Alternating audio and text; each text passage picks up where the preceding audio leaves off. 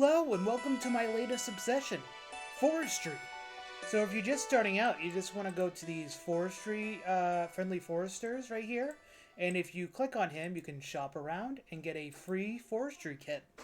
And what these do is they collect the little leaves that you collect from chopping down trees, as well as getting anima-infused bark that you get for doing forestry events. You can use these leaves to make the forester rations, and you use the forester rations when you use the felling axe, and it gives you more XP, and you have a chance to not to collect the log. It kind of explains it when you look at the description on here. You're also going to need meat or fish for the leaves as well. So once you have the forestry kit, you're going to want to go to the logs that you can cut. I can cut yews, and so the best place to do this is in Seer Village. So if you go over here, there's a bunch of yew trees here. There's 3 here total, and you get a lot of forestry events here.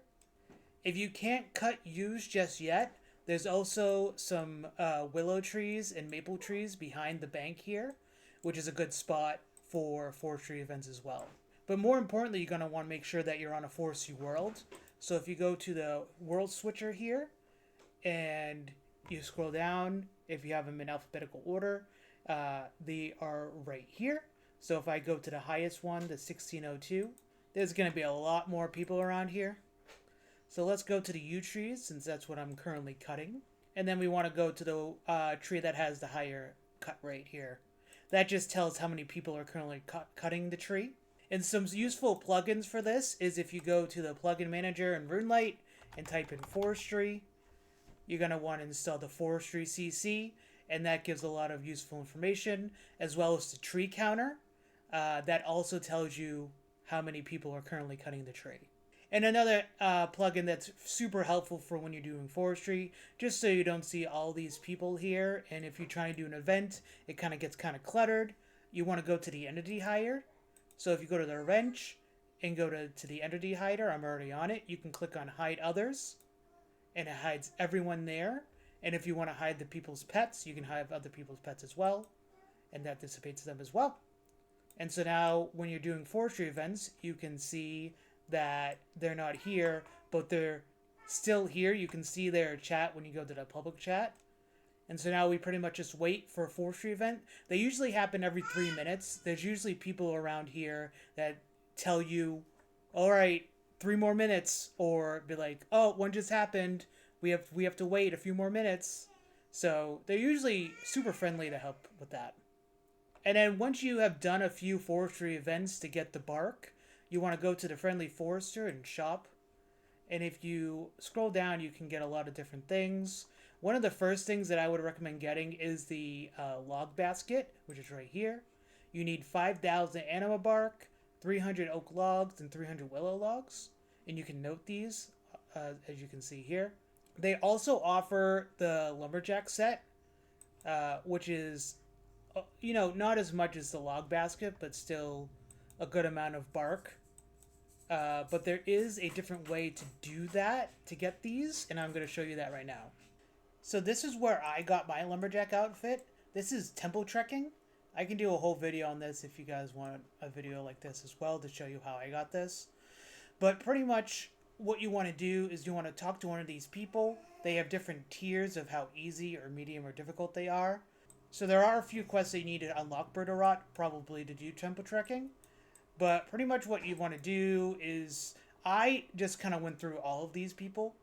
I went through the easy, there's 2 easy, 2 medium, and 2 hard. So what you want to do is you just want to go through, and depending on which route you go, there's more or less encounters.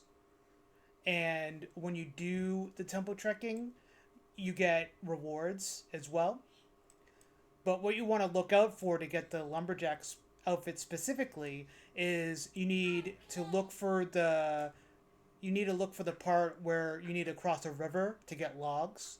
And specifically, you want to look for the part where there are no trees to cut down to get over the bridge, to get like planks or whatever to get over to the other side, because then the zombie lumberjacks will come out of the river and you're going to have to attack them, and they drop the logs, but they also have a chance to drop the outfit as well.